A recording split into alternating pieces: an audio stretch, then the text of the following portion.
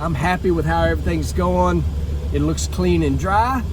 Those are one of those things we get the opportunity to go back and just take a look at it and see what it looks like. Jeff, you good up there, buddy? I'm good. I'm good, bud. Is you good back there? Hell yeah. Crazy crap going on in that thing to throw that radio forward and out. Yeah. Well, it shakes in all directions. So it shakes fore and aft as much as it shakes up and down. Oh, I know. But you can tell better than anybody. Well, I mean, it felt pretty snappy. You know, when I stepped on it, I'm like, this is pretty good. Well, But it didn't. you always hear me complain about how I don't like the header flame. Yeah. Like the run the other night we made, that it shot sparks out its ass and quit right away in Denver. But it. No sparks this time. Right. But it had that same pretty header flame without the shower of sparks. Yeah, without the piston going out there. And, so I was like dying to find out from you whether, because I walked out to the racetrack and I'm like, well, I can see where we left from, and I'm standing where it's starting to shake, all right, and I'm seeing it shaking, and I'm like, but it doesn't actually smoke the fucking tires. So it didn't smoke the tires. You shut it off in the middle of, in the shake. Yeah. So I can't tell what's going on now in my head. Right. And I can't get anything from you. So I I'm know, trying to decide radio. if the car shut itself off or you shut itself off, because the tire shake was obvious. Yeah. But it wasn't obvious to me that you shut it off, because normally you drive it farther than that in the shake. Yeah. Oh, it was hard enough that I didn't want no more. Yeah, that wasn't a recoverable kind of shake, I don't think. No, it's just that normally I can see signs of it was getting loose. Yeah. And of course at night you can't see the track quite as well as you can in the daytime. But I'm standing there, I'm like, it did not actually get the tire loose. And so I'm trying to figure out. And you can't get me on the radio. What's what. And I'm talking. When I let off the button, I'm like, shit, you don't hear me. And so we had decent engine RPM at the step. It's not stout enough to stay level, but it's better than where we've been. It's like a lot of drive shaft early though. Yeah, but the good high drive shaft is good. That's not bad. So E1 drive shaft look like that. Yeah, no, it ain't like that. So it ain't that fast. It looks like it don't need as much takeaway either. The way the drive shaft followed the takeaway there. Well, that could be one of the things that got us in trouble, because it didn't get in trouble until the clutch started coming in out here while it wasn't going anywhere. Yep. That might have been one of them times where no jiggle would have been better. No jiggle. Because we dug a pretty good hole for itself in retard when it was doing all right. You know. That's pretty. So y'all are always asking what me and Mike are looking at early in the run, and I know he's studying, but I'm just going to do it anyway. So, what you got going up there, Mike, right now? Well, we've made a change in our fuel system, so I'm looking to see what the cylinder temps look like on after the hit of the throttle. We like the cylinder temps. If I were to take this one away, we like how tightly they're banded together coming up. That means the engine's running really nice and smooth. The tighter they can be, the happier the engine is in general. 8 is not in trouble, but it is showing us that it's a little lazier than the others. Then the other thing y'all see here, this is engine RPM, this is the drive shaft, and you can see here where it got in trouble. So that's tire shake.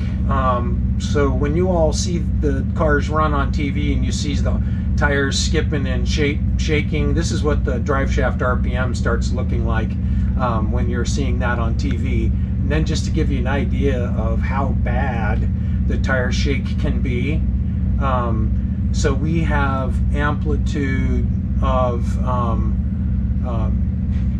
positive 2 G's here, and then we go -7. So, and then if we click a couple hundredths of a second, now we're back to 7 G's positive. So over less than a quarter of a second, he's seeing a 12G switch from positive to negative. Look at that. So our time in the run is 1.5 seconds, and we're at negative, we'll round up and say negative 7 Gs. We'll move the couple of clicks over here to the right. We have positive 6.99, and the elapsed time of the run is still 1.587 now. So that's a 12G switch in a pretty short period of time.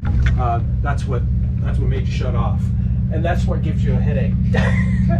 And so sadly, we've shook the tires a number of times, and you know, it didn't even need to smoke the tires for him to know that it wasn't going to make it. So, like he told me before he turned the camera on, he just shut it off because he'd had enough shake. And so did the car, for that matter. Car too. Because it did toss the radio out on the racetrack, and we haven't tossed the radio out on the racetrack in a couple years. Yeah. So we'll have to work on the radio mount, but more importantly, we're going to have to work on not making it shake. The upside is, though, the temps all look awesome. The engine RPM looks great. It tells me that it's the engine's tolerating the fuel system changes that I make, and you know, we can generate a tune-up number and try to stick on that tune-up number, and then all of tonight's data will translate, you know, to tomorrow when it'll be 90-something degrees, and we're trying to get the car down the racetrack when it's hottest. But that tomorrow, the run is going to count the most for me on how we get the thing, you know, to half track. Yeah. That'll tell us what we need to know for Sunday. So tomorrow's 4 o'clock run will give us a hint at what running on 140 degrees here is like, because that's what the track temp was earlier today in the sun. So this is all weird. Mike can't go back and look at records. I said something earlier about we never run this late at Pomona. This is uncharted territory, and we ain't raced here in 18 months. The track looked funny to me. Like, it just looked black. It had no, like, this is where you need to go kind of thing. The track had sat. We make the assumption that they did attempt to wash the track, meaning they washed the track with a fire hose, soap and water. They just, you know, dump a bunch of detergent on the racetrack and wash it off with a fire hose. But when the funny cars run, the same thing would happen if we ran the dragsters first. They vibrate the ground so hard, and there's so much downforce and so much of everything that it just sucks the dust out of every crack, you know, that there was, and dust and dirt's flying up from behind the funny cars when they're going down the track, and then, you know, we can see the dirt on the racetrack. So, but it'll eventually get cleaned by cars going down it, if nothing else. We won't get any rain to wash it off, but track will improve, and hopefully you'll see the Parts Plus car ripping, make a nice good run tomorrow. What'd you see? So a whole lot of running back to the tow vehicle. 835 60 foot, by the way. Oh, sweet. Yep. All right. That was as good as nobody ran quicker than us in 60 feet, I believe. Okay. Track temp was 97 out there. Oh, great. Thank you. And I do really like it when you use the flashlight at night. I thought that you were might say something about that, because I normally am. You normally do, yeah. I normally have a flashlight. Because I think I was a little late on one of your. No, you were doing. You did fine. You did fine. You did fine. Yeah, because I had a step. I think one more step to the left to get through the haze and the glare off. No, you did fine. All right. You were fine. Okay. All worked out perfect. Car got in the right spot. Cool. Awesome. So, Did it Torrance did not get down the racetrack. They went 827 though. So they didn't get down the racetrack. Anton did not get down the racetrack. He went 852. Langdon did not get down the racetrack. And Brittany Force did not get down the racetrack. She went 828. Langdon went 841. Was it just under power for the track, or? No, it looks pretty powered up. I'll be right back. Yeah, let's see how much clutch pressure we dumped off. I regret not turning down that flow now. Get rid of this. Get rid of all these. It's real close. It could have seen an. What did the G-meter tell us? That's E2's clutch pressure. What the engine RPM do? See how the engine RPM didn't turn down? How the engine RPM's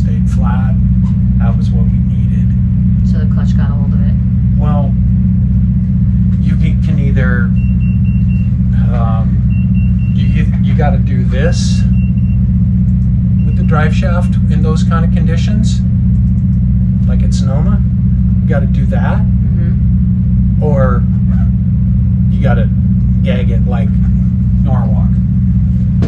Here we could have gagged it like Norwalk or like clay sand, but we needed to get some more drive shaft speed earlier in the run. So, you know, that was when we needed to have one of our, you know, 820 something 60 foots. And I should have turned the clutch down. It'll definitely get turned down for tomorrow, the flow there. So Yeah, none of this means nothing for race day. Oh, yeah, I know. but being able to control the race car and make the race car do what you needed to do, we didn't do what we needed to do and have the faster drive shaft speed like we had at Sonoma. So when you turn the flows down, that slows the bearing down, correct? Yeah. So Motor guys say, if you hear anything, nothing, which is good. So you would have heard if it was something bad. So Normally. oh yeah, there'd be some angry. yeah, There'd be an angry hornet out there. yeah, But I didn't hear anything. But normally, sometimes I'm out of there yeah. before he's really gotten a lot of it. All right. Look at how cute that is. I'm videoing and you're over there going effing. That's my favorite word. That's mine too. What is? Alright, if you're watching this channel, y'all know I am a fan of PFI Speed, and through that, I've kind of became a little bit of a fan of the import and Honda thing. So, I'm not saying this person's old by any stretch of the imagination, but back in the day when the import scene blew up and exploded, there was somebody, this lady right here, Lisa Kubo, was the queen of the import scene. There's no was, still is. There you go. There you You know go. I'm right, Donnie. You know I'm right. And so I became buddies with Brent, and You were my buddy first. I was your buddy I met you at the first. Toyo party, and that was like 20-something years ago. Yes. Yep. So Brent's my new buddy, and you're my longtime No. buddy. Yes. Your forever friend. Yeah, exactly. But what But you wouldn't give the shirt off your back. I will. Oh, okay. I will. Clay's That's a different story. But what I want to know, I'm going to be like Lenny Kravitz, but what I want to know is, are we going to bring the Honda out of the garage and get going to maybe a PSCA race? You know, a lot of those guys up there at PFI have they've got me going, and I'm like, I retired this a long time ago, and then it's like, all I have to do is just cut out the quarter panel part of the Civic, pull that, I have to update a cage, obviously things like 20 years old, update a cage, I have all the parts, I just have to buy a clutch, so I get it either from Paul or I go to Tilton and buy a clutch. That's all I need. I have everything for the car. It's But still sitting there. It's still sitting. I have been amazed watching PFI how many cars that were still out in people's garages, and they're coming out of the garage and showing up at PSCA. And you know, I'm a super fan of you, so that's why I'm like trying to get the scoop here. I've been, every day I drive around all day and all I think about is going back racing. How can I go back racing? Give me 10 hours in a car and I'm like, how can I do this? How can I come back? How can I mean, when I first went racing, I literally quit my job. I said like, you're done, and I left and I went and started with the race car. So it's like, I don't know if I could do that again. Believe me, I have the fucking balls to do it again. but we gotta, I really gotta, I'm putting, yes, I need the capital. I need to, it's not a problem. I have the car, I have the product, I have the you know, I have myself. I even think in my own head, Clay, I even think in my own head, well, I wonder if I could put a bet on myself on how many passes it would take me before I could run the same number again. I'm like, Or it's gonna look And y'all just thought I talked a lot. That's why me and Lisa have got along so well for so long, because we talk on top of one another. Oh my gosh. And every now and then, if you watch her eyes, she'll do this. You know what that is? That's a reload. That's the reload. You just sometimes people just And she talk. has pointed that out to me that I do the same thing. I taught you that. Yes, you You were did. like, why are you rolling your eyes? I says, Clay, because when somebody won't shut up, I forget the train of thought of what they're talking about. And in order for me to remember what they were talking about, I just kind of have to like reload. Reload. It's like a shotgun. So I have got tons of work to do, but I had to catch you because I just had to catch you. I know. Well, you have me here all weekend. I'll be here like raising hell. So oh, good. So here's the thing. That one, which y'all know, and this one, which y'all now have met, are nothing compared to that one, which is Mama Kubo. I'm a mama. Mama Kubo. How? Hi. How have you put up with this for so long? I ignore her. What else is there to do? I do got to go to work, but we're not done with her if she's here all weekend. All weekend. I put on a comedy show every hour. We are fortunate to do well back then. It pays off today. You live too. Yeah, well, one of us did, but Well, we'll see what happens. you can only take care of yourself. Yes, that is true. That was the rough world. And I intend to stay though. So I gotta tell a story. Y'all know I'm full of stories, and I'm YouTubing now, just so you know. So they came through when we were doing the rat car. Y'all came through Mississippi. We were close to Memphis, and of course got invited. And me and Kale, my oldest boy, you know, he had never been to a concert. He's like, you gotta come early.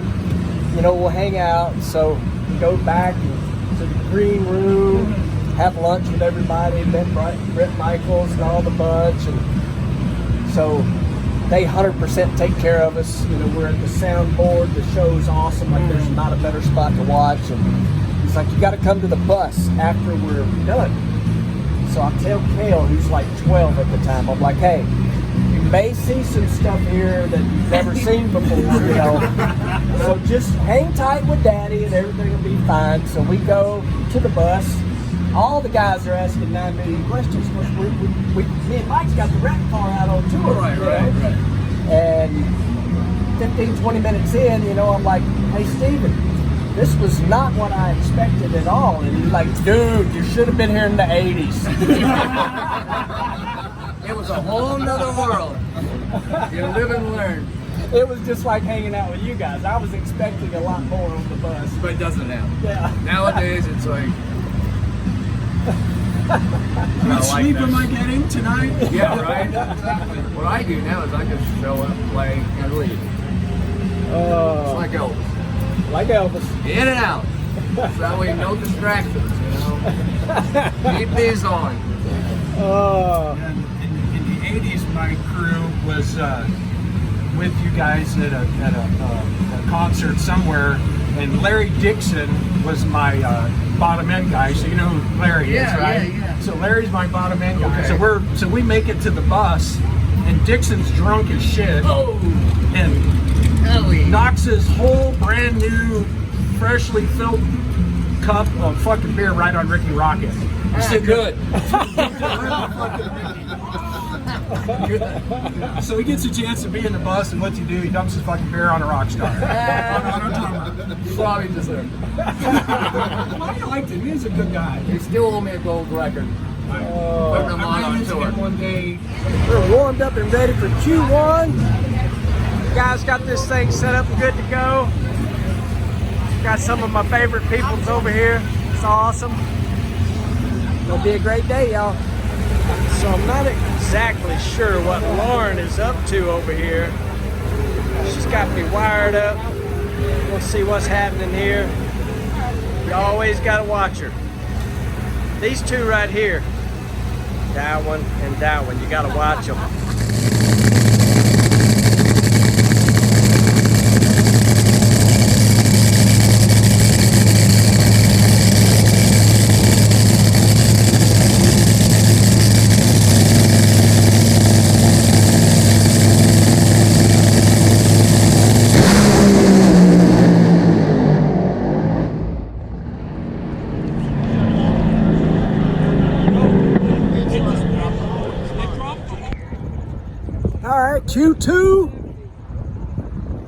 pull right down through there. Got tires loose. Might have put a hole out. Did you see a hole out, Kayla? But at the same time, it broke loose. So. Yeah, exactly. So got tires loose. All good. You do what, brother? I'm getting it back. It's close. Yeah. It's like real close. Yep. I was fixing to tell you that. You know, 80 almost 8,400 at the step. So. I was fixing. Man, why did the clutch not? I'm still following the jiggle. Yeah, well, it's loose. Yep. It doesn't have No. great G's. You'll like that, Dougie. 835 in the heat. Fucking hot. So hot the fucking water is evaporating. What's your tree? 55.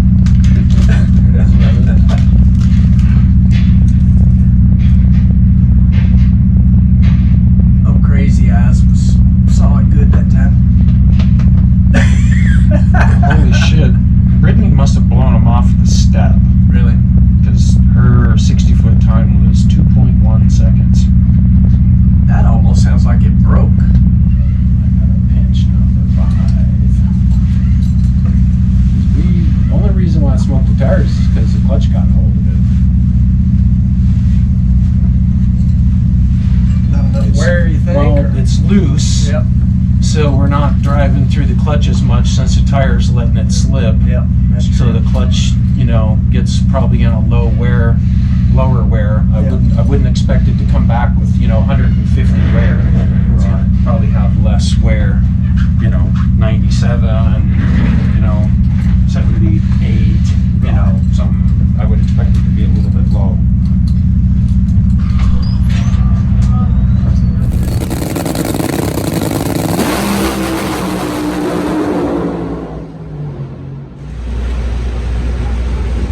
What? I'm eating. Don't judge me. Don't judge me.